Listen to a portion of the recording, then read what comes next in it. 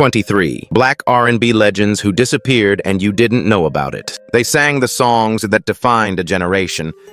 But where did they go? Some died mysteriously.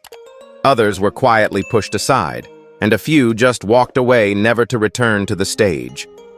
These were once chart-topping legends, the lifeblood of soul and R&B, now forgotten by a world that moved on too quickly. Was it neglect, industry politics, or something far deeper? You're about to uncover the truth behind 23 Black R&B icons who vanished from the spotlight. Don't scroll past watch until the end and drop a comment to honor the name you believe should never have been erased. Johnny Ace. Johnny Ace was a rising star in the early 1950s, a crooner whose soft voice and tender ballads melted hearts across America. Born John Marshall Alexander Jr. in Memphis, Tennessee in 1929, he found his path to fame as a pianist for B.B. King before stepping into the spotlight himself. With hits like Pledging My Love, Cross My Heart, and My Song, he quickly became a teenage idol, especially among black audiences in the segregated South. But behind the smooth tunes and growing fame was a young man known for being carefree and daring. On Christmas Eve in 1954, during a performance break in Houston, Texas, Johnny was backstage joking with friends, reportedly drinking and showing off a .22 caliber revolver. What happened next remains debated to this day. Some say he was playing Russian roulette. Others claim it was an accident while he tried to impress his girlfriend. But the result was the same. A single gunshot to the head ended his life instantly. He was only 25 years old. His death sent shockwaves through the music world. Thousands attended his funeral, and his biggest hit, Pledging My Love, soared even higher on the charts posthumously. Yet as the decades passed, Johnny Ace's name faded from memory, overshadowed by those who came after him. He never got the chance to evolve, to grow into the full artist he might have become. Big Mama Thornton, who witnessed the tragedy firsthand, later said he had no death wish, just recklessness paired with youth.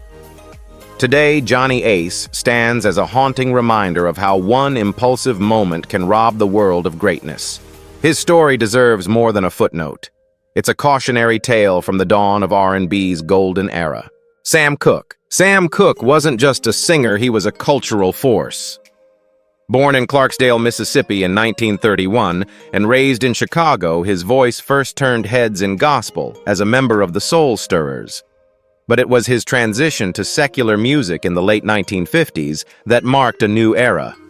With timeless hits like You Send Me Cupid and Wonderful World, Cooke became one of the first black artists to cross over to mainstream white audiences without compromising his identity. But Cooke was more than a performer. He was a businessman and a civil rights advocate. He founded his own label, Sayre Records, at a time when very few black artists owned their masters. His 1964 anthem, A Change Is Gonna Come, became a spiritual call to action for Black America during the civil rights movement. Yet just weeks after recording that song, Cooke was dead shot at a seedy Los Angeles motel under murky circumstances.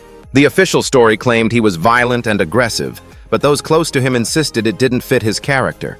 Etta James saw his body and described signs of a beating that went far beyond the self-defense narrative.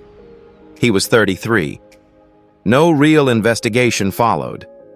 Sam Cooke's death remains one of music's most painful mysteries.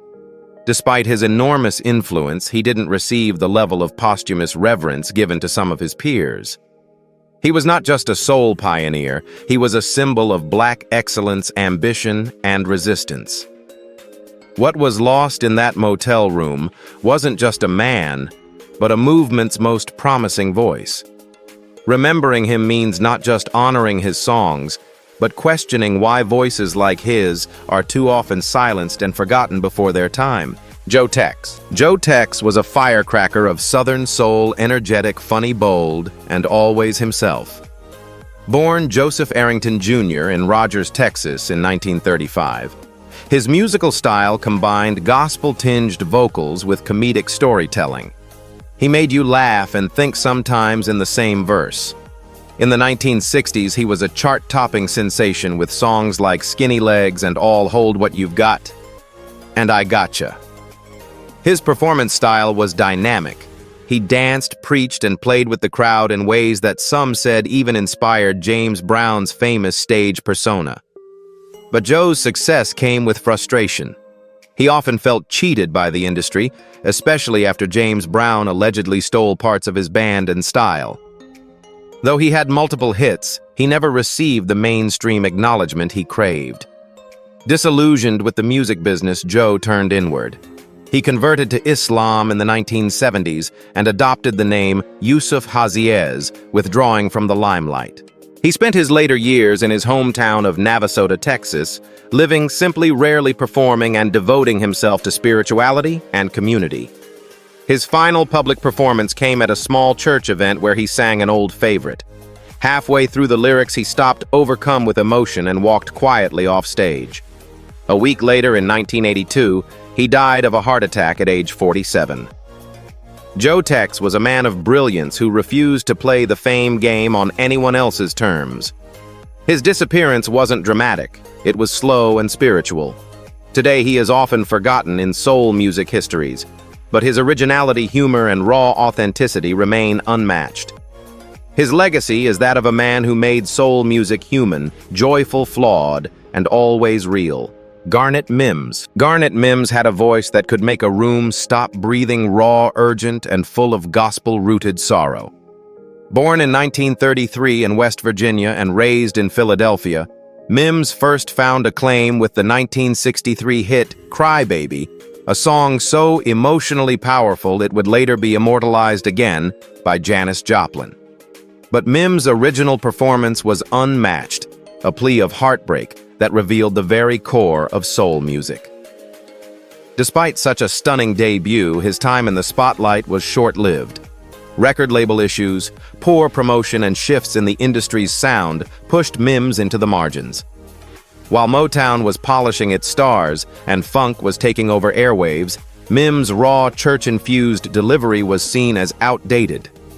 He tried to adjust with new material but couldn't break through again. Eventually, he stepped away from the commercial world. In the 1980s, he turned to faith and community work, quietly performing at homeless shelters and religious centers in Philadelphia. One account recalls him singing Cry Baby on a makeshift wooden stage at a shelter where his voice moved listeners to tears. He didn't mention his past or boast of his former fame. He simply sang, then humbly stepped down. Garnet Mimms died in obscurity, largely unrecognized by the industry he helped shape.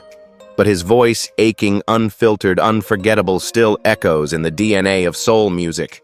He didn't vanish because he lacked talent. He vanished because his time passed before his true value was fully understood. Billy Paul. Billy Paul's voice was unlike any other, deep, smooth, and laced with jazz phrasing that made his soul music distinct. Born Paul Williams in 1934 in Philadelphia, he began singing at age 11 and trained at the West Philadelphia Music School. His career took off in 1972 with the Grammy-winning mega-hit Me and Mrs. Jones, a haunting ode to forbidden love that topped the Billboard Hot 100. But the success of that one song became both a blessing and a curse. Record labels wanted Billy to recreate that formula, but he had broader, braver visions.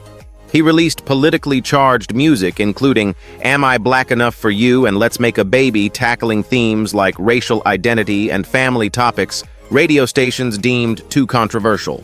As a result, he was blackballed by many mainstream outlets. Rather than compromise, Billy stayed true to his values. His fame diminished, but his integrity remained intact. In his later years, he performed mostly in small venues around Philadelphia, often for local community events. In one quiet moment after a performance, a child asked him why he didn't make new songs. Billy simply smiled and said, "No need for new ones if people never heard the old ones." He passed away from pancreatic cancer in 2016 at age 81. The media coverage was limited, and the industry that once celebrated him barely noticed. But those who remember know this. Billy Paul didn't disappear. He stood his ground in a world that wanted him to surrender his truth. And that, in its own quiet way, was revolutionary. Baby Washington. Just one note from Baby Washington could transport listeners into a world of aching vulnerability. Born Justine Washington in 1940 in South Carolina and raised in Harlem, she became known as the Princess of New York Soul in the late 1950s and early 60s.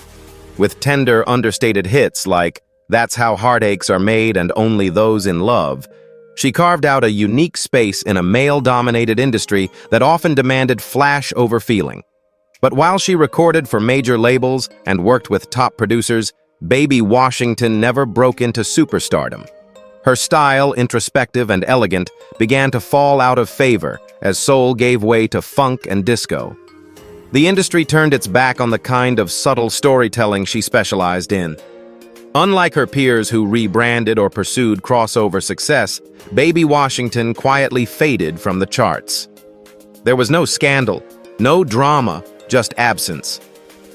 By the late 1980s, she was reportedly working in a beauty salon in Queens. One astonished customer recognized her and asked why she had left music. She answered simply, "I've sung enough. People just don't remember." No bitterness, just quiet acceptance. She continued to sing in private at church or family gatherings, but never sought a comeback. Baby Washington didn't disappear in the way most stars fall. She walked away gracefully. Her legacy is a reminder that not all legends need headlines. Some speak more powerfully in the quiet moments if we only take the time to listen. Sam Moore. Sam Moore was one half of the explosive duo Sam and Dave, whose hits like Soul Man and Hold On I'm Coming lit fire to stages throughout the 1960s. Born in 1935 in Miami, Florida, Sam's gospel-trained tenor blended perfectly with Dave Prater's deeper tone, and together they became icons of the Stax Records soul revolution. But when Dave died in a car crash in 1988, something vital vanished from Sam Moore's career. Though he tried to keep performing solo, the magic of their chemistry was irreplaceable. Audiences didn't want just Sam, they wanted Sam and Dave. His voice still had the power to shake a room, but the emotional void was too deep to ignore. Moore was never comfortable alone on stage. In his later years, he was seen performing at tribute events trying to honor the legacy he helped build. At one memorial concert, he attempted to sing "When Something Is Wrong with My Baby," a song he and Dave had once moved crowds to tears with, but could only make it through a few lines. "I sang this with someone," he whispered, "and now there's no one left to sing it with." Though Sam Moore is still alive, the spotlight has largely passed him by. His career didn't end because of a lack of talent. It ended because the bond that gave it life was broken. His story is proof that some artists aren't meant to go solo. They are halves of something greater. And when one half is gone, the silence becomes deafening. Sam Moore didn't vanish. He mourned in music, one song at a time. Ruby Johnson. Ruby Johnson was the kind of singer who could break your heart and heal it all in the same verse. Born in Elizabeth City, North Carolina in 1936, she moved to Washington, D.C., where her voice caught the attention of Stax Records, a label known for its exceptional talent. With a tone both sharp and soulful, she recorded emotional ballads like "I'll Run Your Hurt Away" songs that could have made her a star. But Ruby Johnson never got the chance she deserved. Despite working with top producers like Isaac Hayes and David Porter, her releases were frequently delayed or poorly promoted. In an industry increasingly driven by image, Ruby didn't fit the mold. She wasn't flashy, she didn't have a glamorous stage persona, and she wasn't given the resources to build a national profile. Her voice, though remarkable, was buried beneath shelved recordings and stalled plans. Eventually, Ruby left the music industry and returned to a quieter life in Charlotte, North Carolina, where she worked as a school receptionist. In 1990, a fan who recognized her described her as kind, humble, and still proud of her past. She told them, "I still sing at night in the bathroom. The sound's pretty good."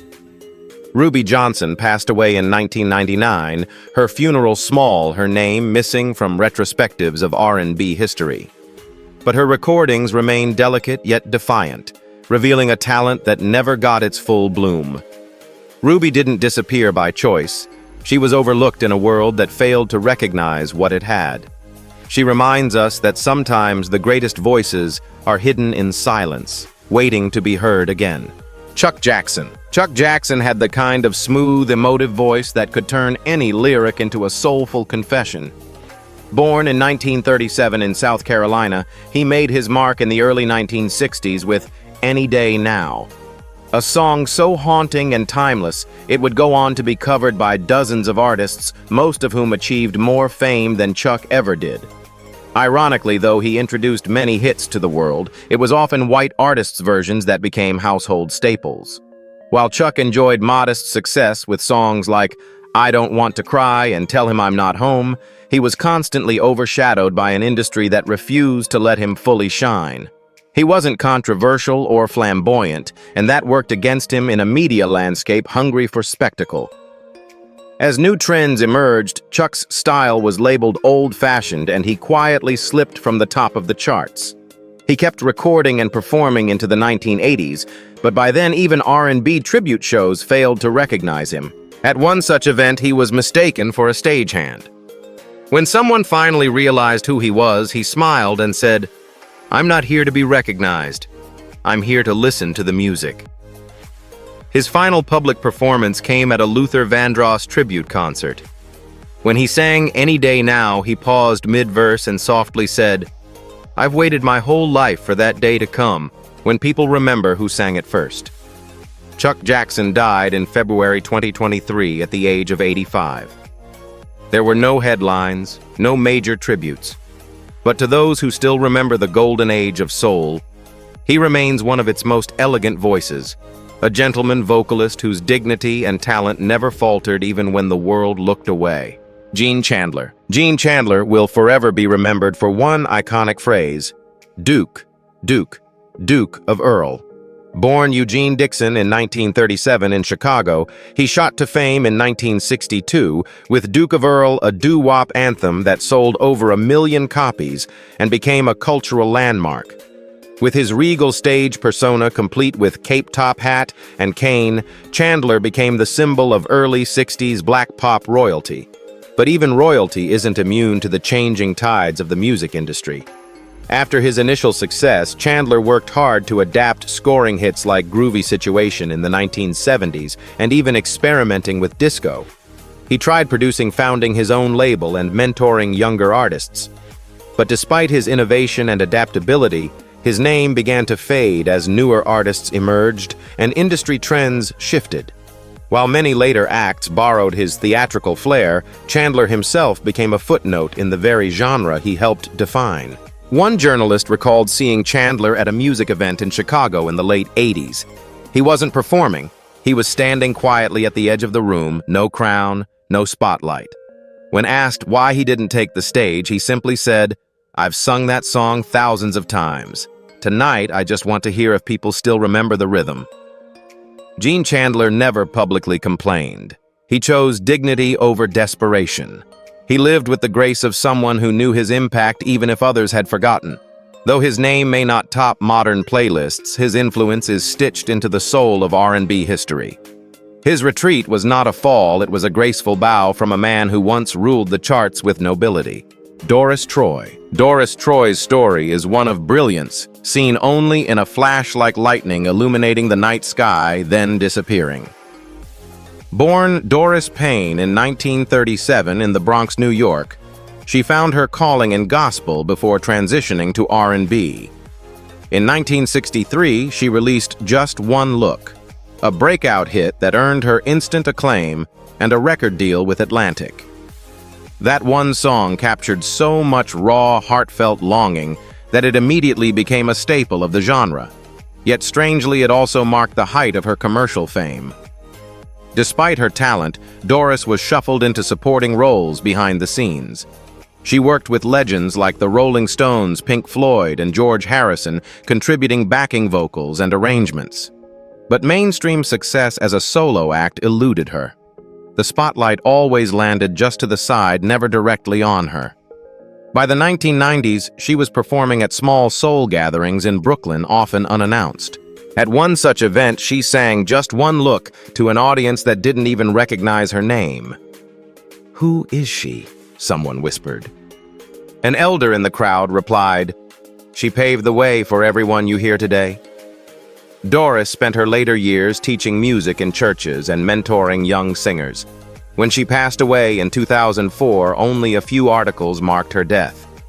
But her voice, smooth, pleading, unforgettable, lives on in the echoes of every soul singer who came after her. Her legacy is a powerful reminder that fame isn't always the best measure of impact. Doris Troy didn't vanish, she was overlooked. But her influence, once glimpsed, is impossible to forget for those who truly listen. Maxine Brown. Maxine Brown was more than just a singer. She was the emotional anchor of early soul. Born in 1939 in Kingstree, South Carolina, and raised in New York, she made her mark in the early 1960s with deeply heartfelt songs like All in My Mind and Funny. Signed to Scepter Records, the same label that launched Dionne Warwick, Maxine possessed a velvety, expressive voice that brought warmth and wisdom far beyond her years. She was once poised to become a leading lady in R&B. But as the industry evolved and marketing budgets favored a select few, Maxine was quietly nudged into the background. Unlike some of her label mates, she wasn't given the same promotional push, and despite her talent, she was labeled supporting the foundation others built stardom upon. She helped shape the sound of the era, yet her name was often left off the headlines. In 1985, Maxine appeared unexpectedly at a music festival in New Jersey. She didn't wear glamour or demand fanfare, just a simple dress and knowing eyes. When she began to sing, older fans gasped in recognition, while younger ones whispered, "Who is she?" After her performance, a young girl asked for a photo. Maxine smiled gently and said, "You don't need to know who I am. Just know I used to sing for people like your mother." Maxine spent the rest of her life with grace, never bitter about being overlooked. She often said, "I sang with all my heart, that was enough." She wasn't seeking monuments, just memory. And for those who know their soul history, Maxine Brown remains one of its purest, most unheralded voices, a gem who never stopped giving. Harold Melvin. Harold Melvin was the architect of one of the most beloved soul groups of the 1970s. Harold Melvin and the Blue Notes. Born in 1939 in Philadelphia, he formed the group in the 1950s, but their true breakthrough came after Teddy Pendergrass joined as lead vocalist. With songs like If You Don't Know Me By Now and Wake Up Everybody, the group became a defining sound of Philly soul. Yet despite being the founder and namesake, Harold's role in history has been overshadowed. As Teddy's star rose, the public increasingly viewed the group as Teddy's band, pushing Harold further out of the spotlight. Ironically, Harold had discovered Teddy and mentored him, yet the torch he passed became a spotlight that left him in the shadows. When Pendergrass went solo, the Blue Notes struggled to retain their identity, and Harold found himself performing at weddings, charity events, and small clubs just to keep the music alive. In his final public appearance at a hospital benefit in Philadelphia, Harold performed briefly. An audience member asked, "Are you with the old Blue Notes band?" He replied with a weary smile, "I am the old band kid." That quiet acknowledgement spoke volumes. Harold Melvin died in 1997, his passing noted only in small circles. No major tributes, no national mourning. Yet without him, there would be no Blue Notes, no Pendergrass success story, no Philly soul as we know it. He wasn't the front man on the mic, but he was the soul behind the sound. His erasure from pop culture memory is a tragedy in itself, a reminder that leadership behind the scenes often goes unnoticed even when it changes the game. Harold Melvin built something great. It's time we say his name again. Major Lance. Major Lance was once the heartbeat of Chicago's soul explosion. Born in 1939 in Mississippi and raised in the Windy City, his upbeat dance floor-ready anthems defined an era.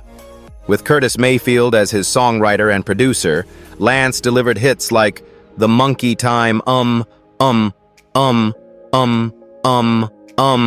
and Hey Little Girl.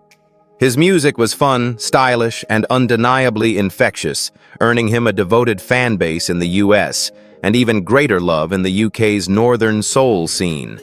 But as musical tastes shifted in the 1970s toward funk and deeper, more socially conscious soul, Lance's brand of slick, rhythmic pop fell out of favor. Radio stations moved on, record labels stopped calling, and Major Lance, once a staple on R&B charts, was suddenly struggling for bookings. The industry, which had once celebrated his charisma, now deemed him irrelevant. In 1993, a witness described seeing him perform on a makeshift stage at a local community event. After the show, he reportedly turned to the organizer and said quietly, "I used to have to turn down hundreds of shows because I was booked. Now everyone's booked but me." The sadness in his voice spoke volumes. Major Lance died of heart failure in 1994 at the age of 55. There were no major retrospectives, no national honors, yet his contributions to the shaping of 1960s soul were monumental. He wasn't forgotten because he lacked artistry.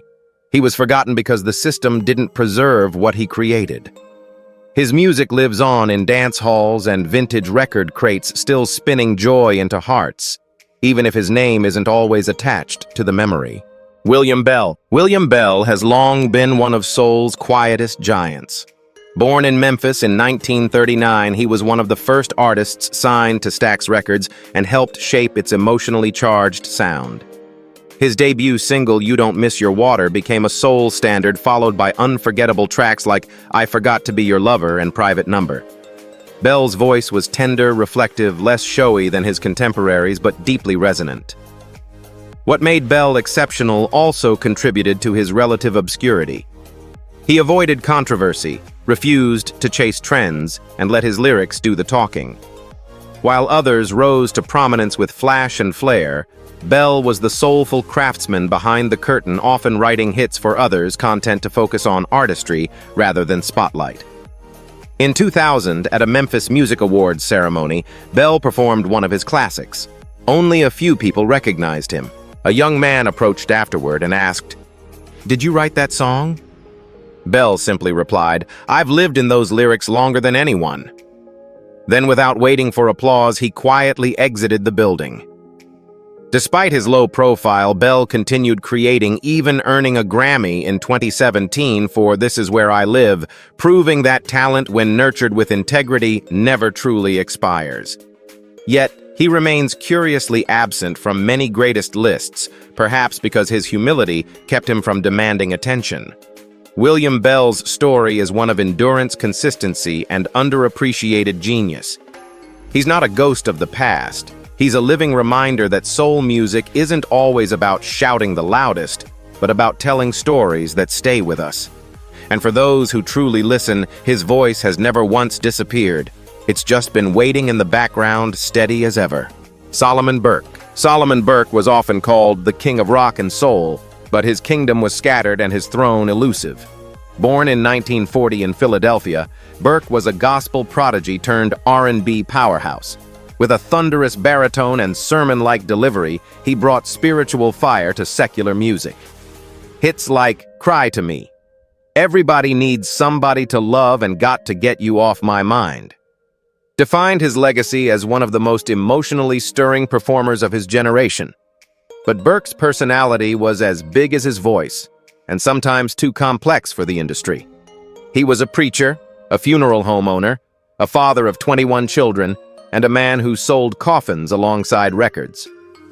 He refused to fit into music business molds, challenging radio norms, and refusing to compromise his identity. While legends like Otis Redding and Ray Charles ascended to mainstream reverence, Burke, just as talented, remained a cult figure. Despite his lack of consistent commercial success, Burke never stopped performing. In 2010, after singing in Amsterdam while seated on a throne, he boarded a plane for another gig, but died upon landing in the Netherlands. He was 70. There was no nationwide outpouring, no televised tribute. Solomon Burke may have lacked a clear crown, but his voice ruled over generations. His songs were not just music. They were declarations of love, faith, and resistance. He didn't vanish. He was simply too large for a world that didn't know how to honor someone so uncontainable. To this day, he remains a king, not by title, but by soul. Percy Sledge. When Percy Sledge sang, "When a Man Loves a Woman," the world stopped to listen. Born in 1940 in Alabama, Sledge was a hospital orderly before fate led him to Muscle Shoals, where that one song improvised in the studio became a timeless anthem of devotion. Released in 1966, it soared to #1 and became an R&B cornerstone, later earning gold and platinum status. But ironically, that same song would cast a shadow over the rest of his career. Sledge released numerous follow-ups such as Warm and Tender Love and Take Time to Know Her, but none matched the impact of his signature hit. He was soon labeled a one-song wonder, a painful tag for a man whose voice held so much depth. As the decades passed and the music industry evolved, Sledge drifted into the background, a relic of a softer, more emotional era. In the late 1990s, he made a rare appearance at a small community event in Alabama. After singing his famous hit, he reportedly sat alone in a parking lot whispering, "I still love music, but it seems like music has forgotten me." There was no bitterness, only quiet resignation. Percy Sledge died in 2015 at the age of 74. His funeral wasn't televised and few major outlets honored his passing. But for those who truly know soul music, his voice remains unforgettable. A sob turned into a song. He didn't disappear. He gave everything in one perfect moment, then lived quietly in its echo. His legacy isn't about quantity. It's about a singular purity of feeling that still resonates whenever that first haunting note plays. Band and I. Irma Thomas. Irma Thomas, affectionately known as the Soul Queen of New Orleans, is one of the most gifted voices in R&B history, yet she never received the widespread fame she deserved. Born in 1941 in Ponchatoula, Louisiana, and raised in New Orleans, she began singing in church before recording her first single at just 19. Her deeply emotional voice, rich with Southern warmth, earned her comparisons to Aretha Franklin and Etta James, but she carved her own path with songs like "Time Is on My Side" and "It's Raining." Ironically, "Time Is on My Side" would become a worldwide hit, not for Irma, but for the Rolling Stones, whose cover overshadowed her original. While others chased fame in Los Angeles or New York, Irma stayed loyal to her hometown, performing in small clubs and festivals throughout Louisiana. She refused to compromise her identity or chase trends, preferring authenticity over popularity. In the 1990s, a fan recalled seeing her at a tiny French Quarter bar performing to a modest crowd with only a three-piece band. When the song ended, she simply bowed and said, "I don't need to leave New Orleans to be loved." She never begged for a spotlight. She created her own wherever she stood. Irma Thomas is still alive, still singing, and still residing in the city that raised her. She didn't disappear. She was just never given the national stage her talent merited. Her legacy is one of grace, endurance, and artistic integrity. For those who know her, she's more than a hidden gem. She's the beating heart of New Orleans soul. Wilson Pickett. Wilson Pickett was soul music's hurricane, fierce, unstoppable, and unforgettable. Born in 1941 in Prattville, Alabama, he moved to Detroit as a teen and joined the gospel group The Violinaires before exploding onto the soul scene. With an electrifying vocal style and raw emotional fire, Pickett gave the world hits like "In the Midnight Hour," Mustang Sally Land of 1,000 Dances, and Funky Broadway. Every song he touched became a dance floor anthem. His shout was a call to live louder, feel harder. But behind that ferocious stage persona was a man deeply troubled. Pickett battled addiction, legal issues, and emotional turmoil throughout his life. His temper was legendary, and his personal life often spiraled out of control. The music industry, once eager to capitalize on his power, grew wary of his volatility. By the 1980s, despite a still potent voice, he was mostly relegated to nostalgia tours and small shows. In 2004, at a charity concert, witnesses said Pickett appeared tired and unsteady. His voice cracked and his once commanding presence was diminished. Backstage, he reportedly whispered, "I'm not me anymore." 2 years later, he died from a heart attack at age 64 quietly, and without the widespread recognition he once commanded.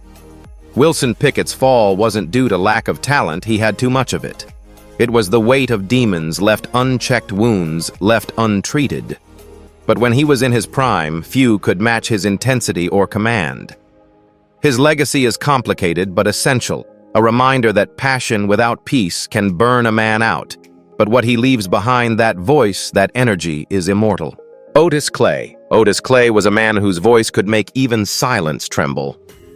Born in 1942 in Waxhaw, Mississippi, and raised in Muncie, Indiana, he began his career in gospel groups before transitioning into secular soul. His music, however, always carried the church with it, raw, emotional, and sincere. With songs like "Trying to Live My Life Without You," Clay delivered gritty, heartfelt soul that resonated deeply with those who listened, even if radio didn't always give him airtime. Though he was nominated for a Grammy and revered in Southern soul circles, mainstream success largely eluded him. Clay didn't fit the glossy image that labels pushed in the 1970s and 1980s. He wasn't flashy. He didn't chase trends. Instead, he stayed rooted in community and conviction, often performing at churches' funerals and neighborhood events rather than stadiums.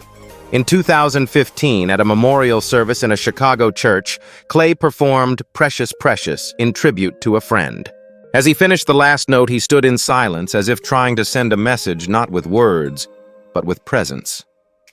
1 year later, he died of a heart attack at age 73. His funeral wasn't televised. No mainstream tribute followed, but those who knew soul music knew what was lost. Otis Clay didn't disappear. He simply never compromised, even when the world demanded it. He sang to the people who needed it most in places where pain lived openly. His voice was both balm and testimony, and though the world didn't always hear it loud enough, it still echoes in every honest note of Southern soul. Carla Thomas. Carla Thomas was royalty in Memphis long before she was ever crowned the Queen of Stax. Born in 1942 to legendary DJ and singer Rufus Thomas, she was immersed in music from an early age. At just 18, she released "Gee Whiz, Look at His Eyes," a charming, sophisticated ballad that shot up the charts in 1961. With her soft, refined voice and poised demeanor, she became one of the first female stars of soul, a trailblazer who helped define the Memphis sound. Her collaborations with Otis Redding, especially the beloved duet "Tramp," revealed a playful side and cemented her role as a key voice in Southern soul. Yet despite a string of hits, Carla was gradually overshadowed by newer, more marketable stars. She never chased fame. Instead, she stepped back gracefully as the music industry shifted gears. In the 1990s, she made a quiet appearance at a Memphis showcase. Her name wasn't on the poster. After she performed, a middle-aged man turned to his son and said, "She used to be on every radio in this city." That brief moment was a microcosm of her story, cherished but forgotten in plain sight. Rather than fight for relevance, Carla chose to teach music to children in her community, passing on the craft rather than clinging to the crown. She never craved the spotlight. She cared about the song. Though awards and mainstream recognition faded, her influence is undeniable, especially for every female R&B singer who followed in her footsteps. Carla Thomas didn't vanish. She simply refused to fade into someone else's mold. She remained authentic, grounded, and dignified, the kind of queen who didn't need a throne to reign. Linda Jones. Linda Jones had a voice that didn't just sing, it soared, it trembled, it wept. Born in Newark, New Jersey in 1944, she began performing gospel music as a child. By her early 20s, she had carved a niche in soul with an unmatched vocal intensity. Her 1967 breakout hit, "Hypnotized," became an instant classic, a piercing lament of heartbreak that showcased her astonishing emotional range. But Linda's career, though brilliant, was heartbreakingly brief. She suffered from diabetes, a condition that was poorly managed due to the demanding life of a touring artist and a lack of adequate medical support for Black performers at the time. In 1972, after finishing a performance at the Apollo Theater, she slipped into a diabetic coma and passed away at just 27 years old. a devastating loss at the height of her potential. Before her death, she had been working on new material and promoting her latest album. A radio station employee remembered her sitting quietly in the studio, gazing out the window between interviews, as if already wrestling with some deeper unspoken farewell. Despite her passing, Linda Jones left a permanent mark on soul music. Her voice, raspy, pleading spiritual, influenced countless singers after her. Yet today, her name is rarely spoken in the same breath as Aretha Franklin or Gladys Knight, even though her talent stood shoulder to shoulder with theirs. Linda Jones didn't fade away, she was taken far too early. But for those who've ever felt the ache of hypnotized, her spirit lives on. She is proof that even the shortest songs can echo forever. Donny Hathaway. Donny Hathaway was one of the most profound musical minds of the 20th century. Born in 1945 in Chicago and raised in St. Louis, Hathaway trained in classical music at Howard University before merging gospel, jazz, and soul into something transcendent. Songs like A Song for You, Someday We'll All Be Free, and This Christmas weren't just hits. They were spiritual confessions layered with sorrow, hope, and deep humanity. Behind his genius, however, was a struggle few understood. Donny battled severe mental illness, later diagnosed as paranoid schizophrenia. He often believed he was being watched, bugged, or manipulated, and those delusions became increasingly severe in his final years. Despite his inner turmoil, he continued to create stunning music, including unforgettable duets with Roberta Flack, like The Closer I Get to You. On January 13, 1979, after a series of erratic episodes, Hathaway was found dead outside New York's Essex House Hotel. He had plunged from the 15th floor. Though ruled a suicide, many close to him still question whether he meant to die or simply lost his grip on reality. He was 33 years old. Hathaway's death was more than the loss of a musician. It was the silencing of a soul too deep for a world that didn't yet know how to care for minds like his. His lyrics spoke of peace and deliverance even as he fought daily for his own. Today, Donny Hathaway remains a legend to musicians and soul lovers alike. His disappearance wasn't because he lost his talent, it was because he was never truly seen beyond it. His music still reaches out like a prayer, reminding us all that genius is often accompanied by invisible suffering, and that some voices, even when silenced, never stop singing. So now that you've heard the untold stories of 23 Black R&B legends who disappeared from the spotlight, not because they weren't great, but because the world stopped listening, we ask you this: who decides which voices get remembered? Is it talent timing, or the color of the spotlight itself? At Legends of Black Excellence, we believe these icons deserve more than a footnote. Drop the name of the artist who moved you most in the comments, and let's bring them back into the conversation where they belong. Because silence shouldn't be the final word.